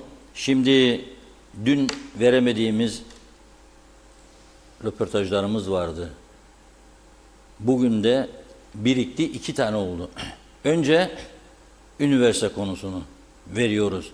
Vatandaşlar bu diploma kriziyle ilgili ne düşünüyorlar, ne öneriyorlar? Ömer Kadiroğlu'nun röportajını izleyelim.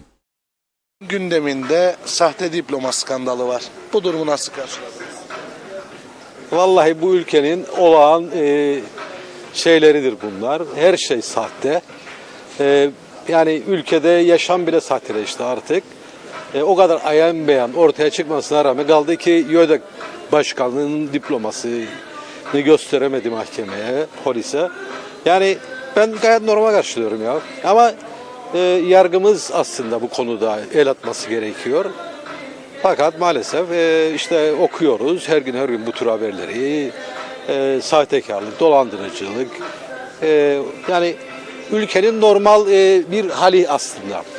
Bir parçası hali. Evet. Peki sizce bu tür olayların ana sebebi nedir ve nasıl düzelir?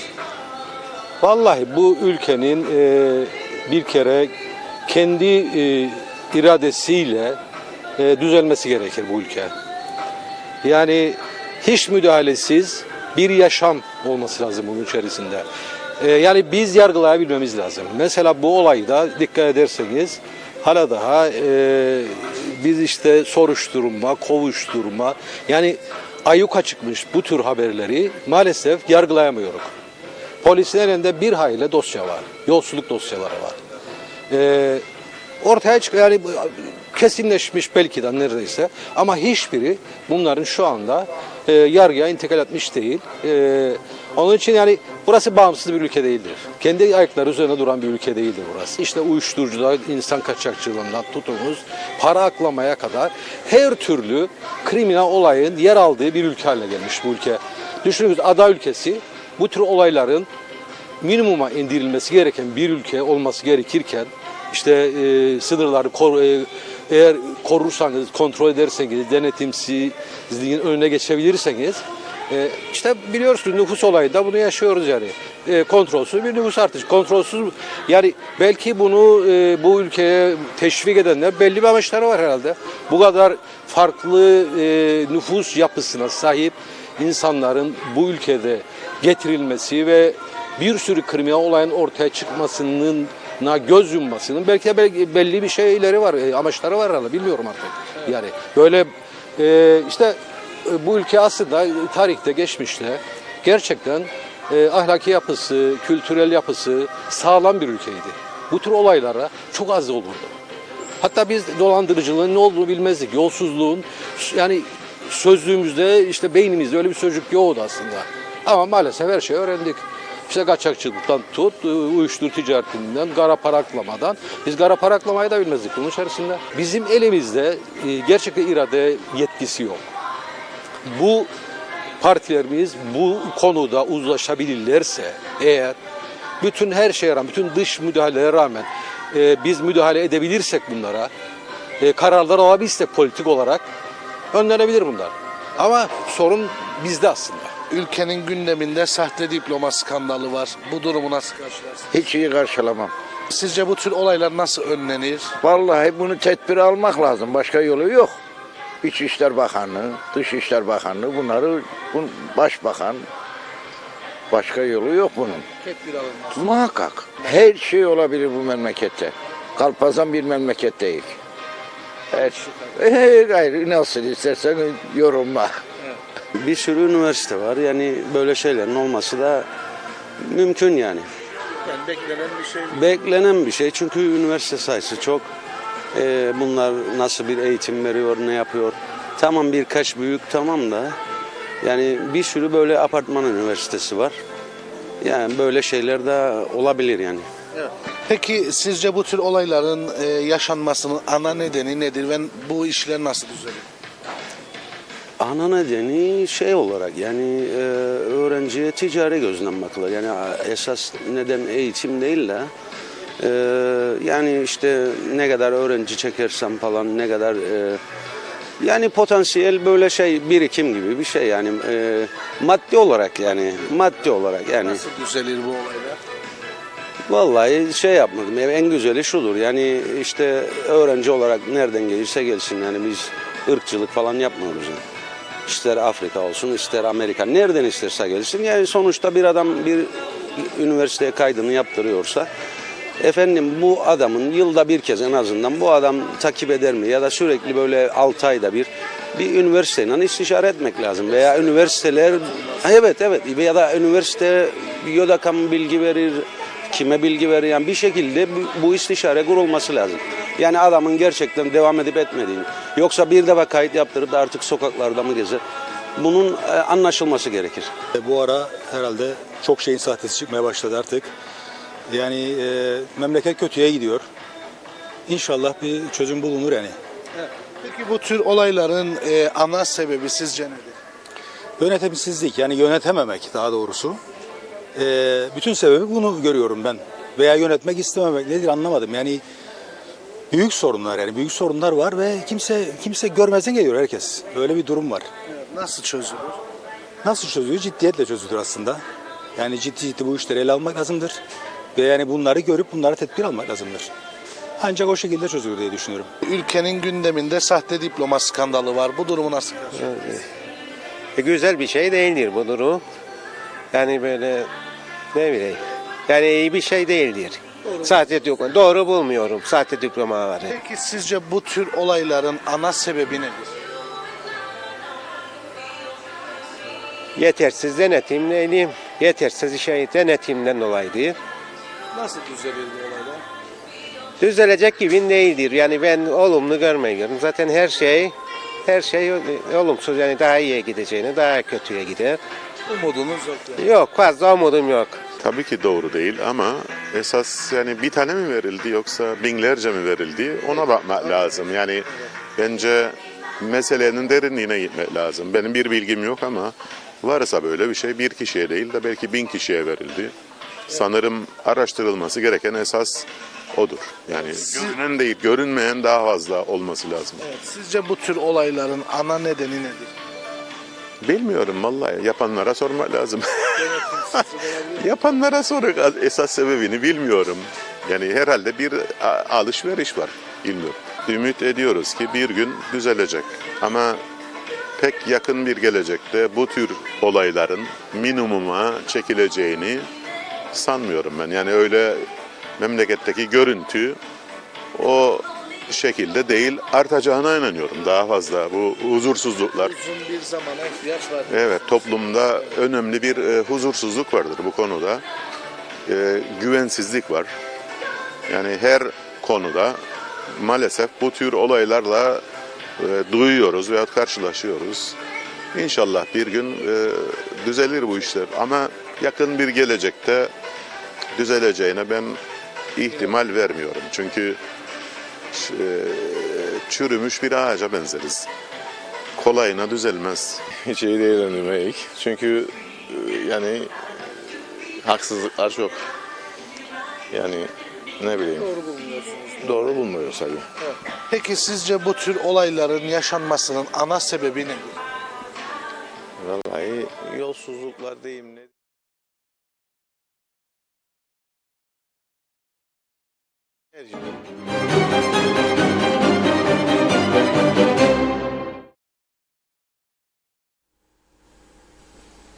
Evet, gördüğünüz gibi konularımız çok kesmek zorunda kaldık. Çünkü yarın Sevgililer Günü, 14 Şubat Sevgililer Günü'ymüş. Biliyorsunuz bir çiçek vardı, kırdan topluyoruz böyle. Ne derler onlara? Altın top mu derler?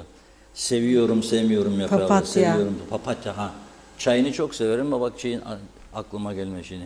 Papatya. Seviyorum, sevmiyorum. Siz bugünden başlayın bence. Arada bir kırgınlık varsa bu papatyanın şeylerini kopararak yapraklarını öğrenebilirsiniz. Seviyorum da kalıyorsa seviyor demektir. Sevmiyor da kalıyorsa sevmiyor demektir. Onun için hediye almamak için de bir mazeret oluşturur. Zaten hediye alınacak gibi mi bilmiyorum. Arkadaşlarımız bugün çiçekçileri gezdiler, kuyumculara gittiler, röportajlar yaptılar. Serdar Şengül, Abdullah Su İçmez. Onu da mecburen gün geçmesinde izleyelim. Çünkü fikir sahibi olmak lazım. Bu sene bir gül kaça veya bir altın hediye alacaksınız. Kaç para? Evet, izliyoruz. Günü geldi çattı. En çok kadınlar mı erkeklere hediye aldı yoksa erkekler mi kadınlara hediye aldı? Böyle başlayalım. Ya tabii genelde erkeklerden bekleniyor Sevgililer Günü'nde hediye ama kadınlarımız da erkeklerimize hediyeler alıyor. Yani bugünün anlam ve önemini boş geçirmiyor halkımız genel anlamda. Evet. Malum altın fiyatları da çok yüksek. İnsanlar Sevgililer Günü'nde eşlerine ne gibi hediyeler alıyorlar ve en çok hangi türlerde rağbet var? Herkes Pırlanta, altın. tabii herkes bütçesine göre alıyor. Yani en pahalısından en uygununa kadar biz de yelpazeyi olabildiğince geniş tutmaya çalışıyoruz. Yani 1000 liraya da hediye var. İşte 10.000 dolara da var. Yani bu şeye göre değişiyor. Yani hani herkesin bütçesine göre hitap edebiliyoruz. Yani bugün uyguna bir şey almak isteyen de alabiliyor, pahalı bir şey almak isteyen de alabiliyor. Yelpaze geniş yani. Herkese göre yardımcı olmaya çalışıyoruz. Seçenek var. Peki 10.000 doları bulan bir hediye paketi yaptırdınız mı Sevgililer Günü için? Vallahi şu ana kadar yaptırtmadık. Yaptırtmadık çünkü malum ekonomik kriz var. Şartlar ortada. Herkes olabildiğince uygun şeyler almaya çalışıyor.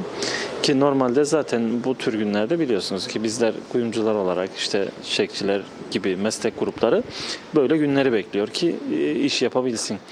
Ama gördüğünüz gibi pek fazla bir hareket yok. Yani hiç yani normal gün gibi geçiyor şu ana kadar.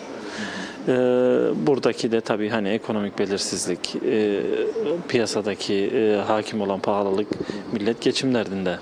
Ben bildiğiniz gibi hani altın daha çok lüks. Yani herkes ihtiyacını karşıladıktan sonra altına sıra geliyor. İşte giyinme, barınma, yeme, içmeden sonra altına sıra gelirse geliyor. Yani şu ana kadar öyle çok bir ahım şahım bir hareket göremedik maalesef. Evet. Normal gün gibi geçiyor yani. 1000 dolardan 10.000 dolara kadar değişiyor pırlanta takımlar.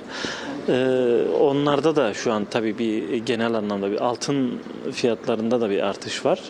Bu da etkiliyor. Mesela geçen seneyle karşılaştırırsak nasıl olur falan demiştiniz. Geçen seneye göre karşılaştırırsak mesela altın ve döviz fiyatlarında da %10'luk bir fark var. 1 gram üzerinden gidecek olursak mesela 1 gram altın geçen yıl 60 dolarsa bu yıl 67 dolar. Yani %11 gibi bir şey, hatta %10'dan da biraz fazla. Yani burada da düşünecek olursak altın yatırımcısına daha fazla kazandırdı dolara göre. Yani %11 gibi bir fark var. Yani genelde halkımız sorar, dolarda mı kalsak daha avantajlı, altında mı kalsak daha avantajlı, ama onun da cevabı kesinlikle altın. Yani bugün baktığınızda yıllık bankalar dövize ne kadar faiz veriyor? %4-5 en fazla. Ama altın olarak şey olduğunda %11 gibi bir fark var. Tekrar altın üzerinde de karşılaştırılsa. En çok genelde böyle fiyatı uygun olan ürünler. Yani ne kadar?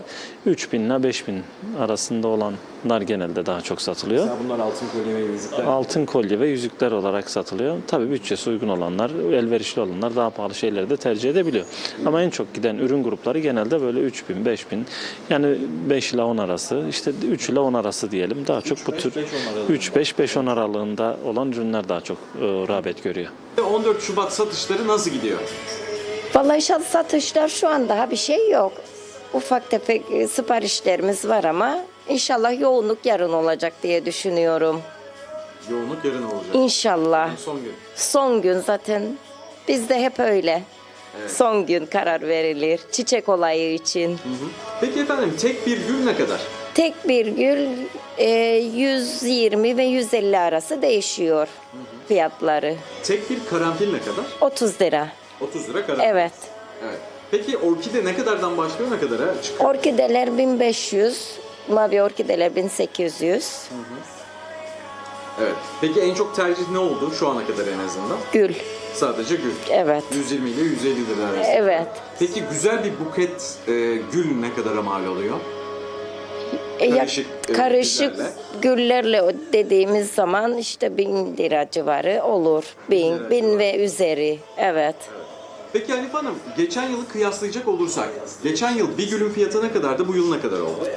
Geçen yıl zannedersem 70-80'e veriyorduk. 80'den Evet. 120-150'ye Evet. çıktık. Karanfiller herhalde 15'ten 30'a çıkmıştır. Tabii ki. Evet. Peki orkideler geçen yıl ne kadardı, bu yıl ne kadar? Orkideler geçen sene 700 civarıydı zannederim. 500'e, yani hepsine %50 zam geldi.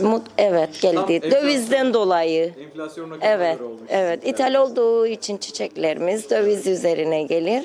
Dolayısıyla.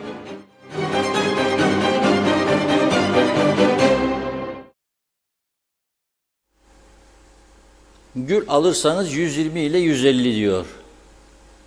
Kuyumcu diyor ki işte idare edin vaziyeti diyor. 3.000-3.500 ile 9.000 arası genellikle tercih eden, ama eski satışlar yok diyor. Tabii parası olana 10.000 dolara da güzel var diyor. Ama bana göre 10.000 dolarda alsanız 3.000 lira dedi ya, 3.000 TL'ye de alsanız bir hediye, eğer karşınızdaki insan kültürlü bir insansa mutlu olur zaten. Ha yok sizden illaki 10.000 dolarlık isterse, hele hele paranızın olmadığını bilerek sizi buna zorluyorsa, zaten onun adı aşk diye çıkardır. Koyacaksınız pakete, göndereceksiniz. Aşk diye çıkar. Çünkü seni borca sokacak. Sen o borcu ödemek için çırpınacaksın falan filan. Olmaz. Olmaz. Ama gül adettendir. İşte 120-150 esnaf da biraz iş yapar. Parası olan alsın diyorum. Altın da alacaksa 3.000-5.000 varsa parası gene fena değildir. Ama ne alabilir bilmiyorum. Yani incecik bir altın bilezik 6.000 diye biliyorum ben, yani 6.000-7.000 incecik. Ya başka markalar, mesela bir Swarovski bir şey alın. 200 euro bir bileklik, 220 euro. Tabii orijinali, belgeli. Yani kolay değil. Bu ekonomik şartlarda Sevgililer Günü için hediye almak kolay değil. Bakalım yarın ola, gün ola. Yarın gene arkadaşlarımız takip edecek çarşıyı. Sizlerle paylaşacağız, ama bugün Diyalog Gazetesi manşetinde Gazi Mausa çarşısını verdik. Kan ağlıyor insanlar, kan ağlıyor. Kuruş seftah yok diyorlar. Kan ağlıyorlar. Hiç. Kimde para var da gelip hediyelik alacak diyorlar. Oradaki kuyumcu da ağlıyor, konuştular. Hiçbir şey yok diyor. Öteki esnaf da diyor, işte diyor et diyor güneyde daha ucuz. Zepse daha ucuz diye diyor. Ha bakın bir salatalık geldi. Bakın Ergün Yahat'tan geldi. 0,60 sent diyor. Şimdi biraz evvel bir izleyicimiz aldı. Salatalık 80 diyor. 0,60 sent. Bugün Ergün Rum tarafında çalışır. Oradan çekti yolladı bize şimdi. Az önce. Bizim tarafta 80 ne eder? Yani bu 0,60 20 TL ancak. Ya bizde de 80 lira ya. 4 kilo Rum'dan 1 kilo bizde oraya kaymaya başladı. Oraya gidince diyor insanlar hediyesini artık alacaksa eğer niyeti varsa oradan alır diyor. Yani durum bu merkezde hiç de iç açıcı değil, onu söyleyeyim yani. Buna dikkat etmesi lazım yetkililerin. Aksi halde çarşı tamamen kayacak diğer tarafa. Notlarıma bakıyorum. Bir izleyicimiz yazdı. 9 senedir Necati Taşkın İlkokulu'nda hademeyim. Bu işi karar vermişler, taşerona verecekler. Siz de evinize demişler. Olmadı. Bu kadar açlık, susuzluk, fakirlik var. İnşallah doğru yolu bulurlar diyorum. Ne diyeyim. Ve Güzelyurt civarında hayvanlardan söz etmiştim. Gene bir izleyicimiz yazdı. Serhatköy'den. Serhatköy Güzelyurt tarafında biliyorsunuz. 10 gün önce veteriner dairesinden hayvancılara uyarı gitmiş. Hastalık var yaygın şekilde. Sakın hayvanlarınızı ağıldan dışarı çıkarmayınız ve bu süreçte sakın satmayınız. Ama diyor 10 gündür diyor bu yazıdan sonra ne gelen var ne giden. Gelen vuruyor, giden vuruyor. Yani düzen böyle olmuş. O yüzden dikkatli olalım diyorum. Hayvanları da koruyalım. Zamanında aşılarını yaptıralım. Bugünlük bu kadar. Yarın inşallah maşallah güzel haberlerle birlikte oluruz diyelim. İnşallah. Çok teşekkür ediyoruz. Tamamlıyoruz sevgili izleyenler. Yeniden görüşünceye dek hoşça kalın.